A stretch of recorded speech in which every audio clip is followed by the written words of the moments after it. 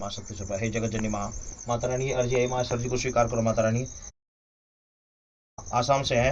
इनकी जमीन का मैटर है माता रानी, कुछ लोग इनकी जमीन को कब्जाना चाहते हैं माता रानी, अनुकंपा करो माता रानी, इनकी जमीन इन्हें प्राप्त हो जाए, जो इनके ऊपर इसे कब्जाना चाह रहे हैं माता रानी, दुष्ट जो भी व्यक्ति हैं उनसे निवारण करो माता रानी, इनका जमीन का निवारण करो माता रानी। और एक इनके बेटे का मैटर है, यह अधिराज शर्मा सनो प्रशांत शर्मा लेपेट काटा डिब्रूगढ़ आसाम से माता रानी, ये पढ़ाई में कमजोर है माता रानी, इनकी पढ़ाई के लिए अर्जी माता अर्जी आई है माँ से, अर्जी को स्वीकार करो माता रानी, इनका कार्य तत्काल करके माँ शक्ति स्वरूपा, जय माँ शक्ति स्वरूपा, जय माता रानी,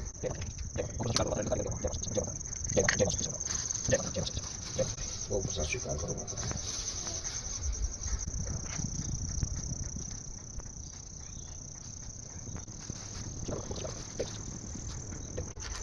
श्री बाबा बैठो, श्री बाबा बैठो, बाबा बैठो जी, श्री बाबा बैठो जी, जय श्री भैरव।